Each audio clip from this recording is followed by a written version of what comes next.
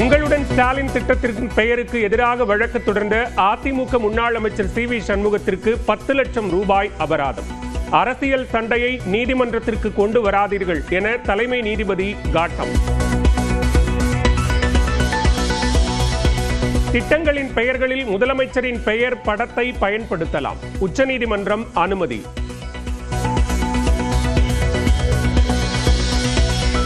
தமிழ்நாட்டிற்கான இரட்டை இலக்க பொருளாதார வளர்ச்சியை மக்களுக்கு காணிக்கையாக்குகிறேன். 2500 பேருக்கு பணி நியமன ஆணைகள் வழங்கும் விழாவில் முதலமைச்சர் மு க ஸ்டாலின் பெருமிதம். நாட்டோட பொருளாதார வளர்ச்சி பெரும் உச்சத்தை தொட்டிருக்கு. 14 ஆண்டுகளுக்கு பிறகு, அதாவது மீண்டும் திராவிட முன்னேற்றக் கழக ஆட்சியில தான் இரட்டை இலக்க அந்த வளர்ச்சியை இன்றைக்கு தமிழ்நாடு எட்டியிருக்கு. இரட்டை இலக்க பொருளாதாரம் திமுக ஆட்சியின் மணிமகுடம். நிதியமைச்சர் தங்கம் தென்னரசு பெருமிதம்.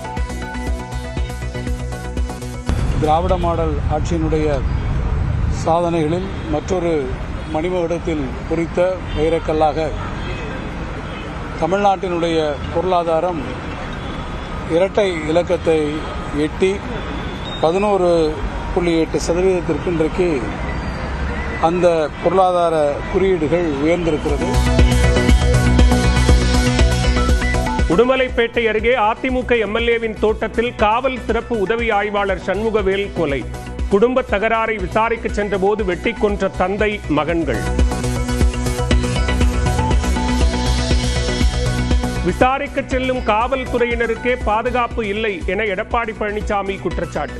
எஸ்எஸ்ஐ கொலை வழக்கில் குற்றவாளிகளை கைது செய்ய வலியுறுத்தல்.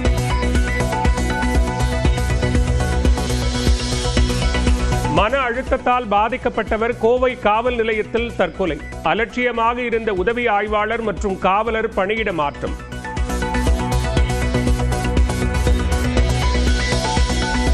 உத்தராகண்ட் வெள்ளத்தில் காணாமல் போன 60 பேரை தேடும் பணி தீவிரம். ராணுவ வீரர்கள் 150 பேர் ஹெலிகாப்டர் உதவியுடன் தேடுகின்றனர்.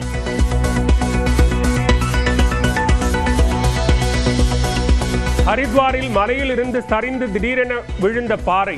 இருசக்கர வாகனத்தில் சென்றவர்கள் நல்வாய்ப்பாக உயிர் தப்பினர்.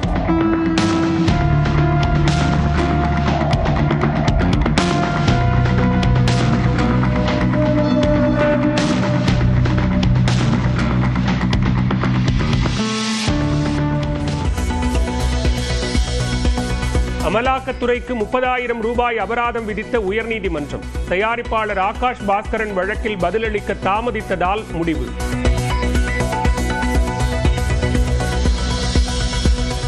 ஐதராபாத்தில் அமலாக்கத்துறை விசாரணைக்கு ஆஜரானார் நடிகர் விஜய் தேவரகொண்டா. சூதாட்ட செயலிக்கு விளம்பரம் செய்த வழக்கில் விசாரணை.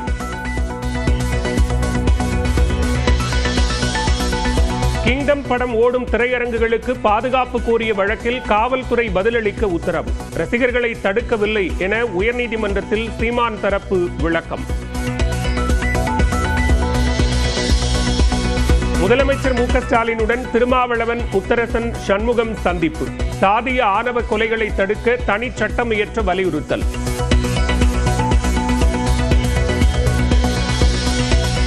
பாரதிய ஜனதாவிடம் எடப்பாடி பழனிசாமி சிக்கிக் கொண்டிருப்பதாக முத்தரசன் விமர்சனம். இடதுசாரிகள் தொடர்பாக 3 நிலைப்பாடு எடுத்துள்ளதாகவும் குற்றச்சாட்டு.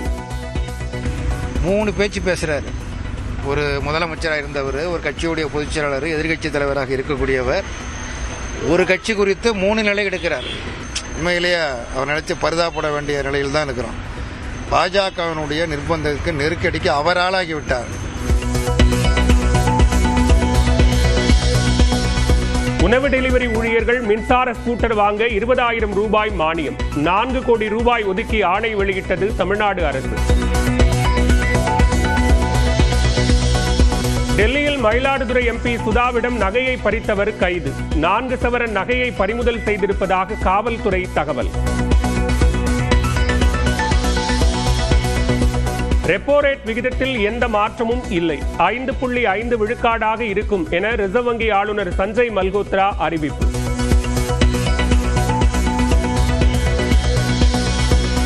கூட்டு கூட்டுறவு வங்கிகள் சங்கங்களில் நிரப்பப்படும் 2000 பணியிடங்கள் மாவட்ட வாரியாக அறிவிப்பு வெளியீடு.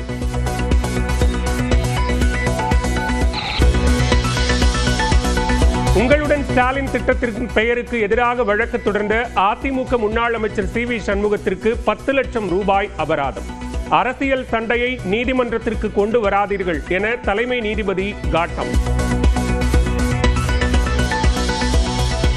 திட்டங்களின் பெயர்களில் முதலமைச்சரின் பெயர் படத்தை பயன்படுத்தலாம். உச்சநீதிமன்றம் அனுமதி.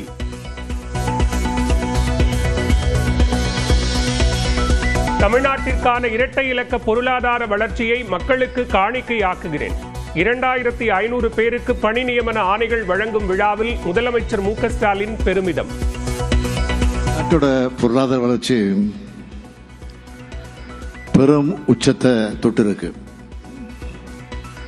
14 ஆண்டுகளுக்கு பிறகு, அதாவது மீண்டும் திராவிட முன்னேற்றக் கழக ஆட்சியில தான் இரட்டை இலக்க அந்த வளர்ச்சியை இன்றைக்கு தமிழ்நாடு எட்டியிருக்கு.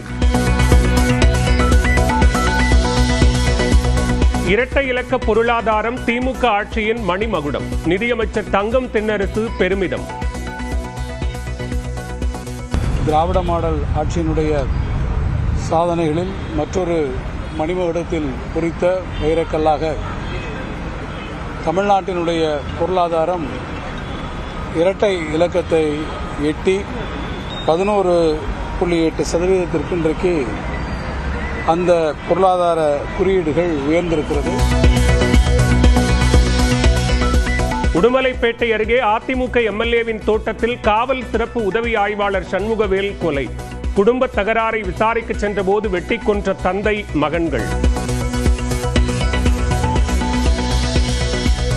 விசாரிக்க செல்லும் காவல்துறையினருக்கே பாதுகாப்பு இல்லை என எடப்பாடி பழனிசாமி குற்றச்சாட்டு. SSI கொலை வழக்கில் குற்றவாளிகளை கைது செய்ய வலியுறுத்தல்.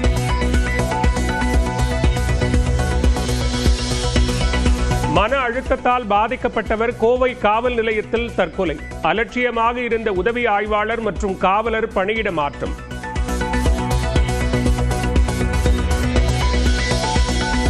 உத்தராகண்ட் வெள்ளத்தில் காணாமல் போன 60 பேரை தேடும் பணி தீவிரம். ராணுவ வீரர்கள் 150 பேர் ஹெலிகாப்டர் உதவியுடன் தேடுகின்றனர்.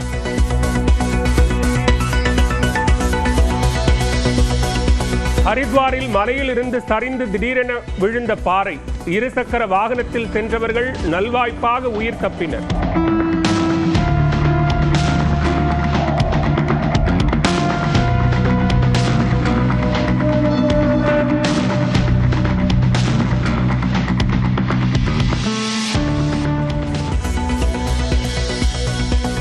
அமலாக்கத்துறைக்கு 30,000 ரூபாய் அபராதம் விதித்த உயர்நீதிமன்றம். தயாரிப்பாளர் ஆகாஷ் பாஸ்கரன் வழக்கில் பதிலளிக்க தாமதித்ததால் முடிவு.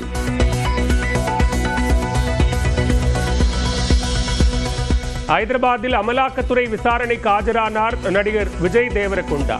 சூதாட்ட செயலிக்கு விளம்பரம் செய்த வழக்கில் விசாரணை.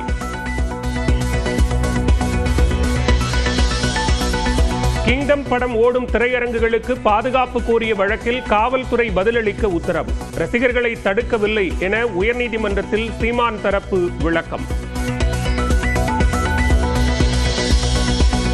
முதலமைச்சர் மு க ஸ்டாலினுடன் திருமாவளவன், முத்தரசன், சண்முகம் சந்திப்பு. சாதிய ஆணவ கொலைகளை தடுக்க தனி சட்டம் இயற்ற வலியுறுத்தல்.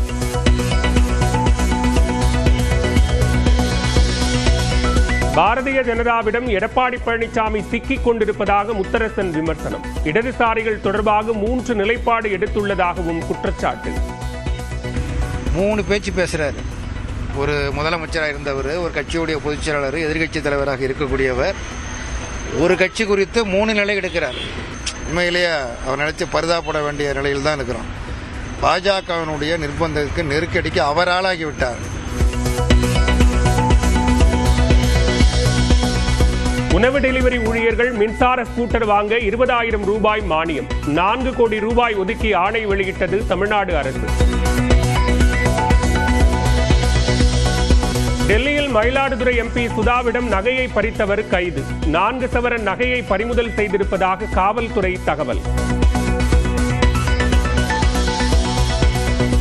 ரெப்போ ரேட் விகிதத்தில் எந்த மாற்றமும் இல்லை, 5.5 விழுக்காடாக இருக்கும் என ரிசர்வ் வங்கி ஆளுநர் சஞ்சய் மல்கோத்ரா அறிவிப்பு.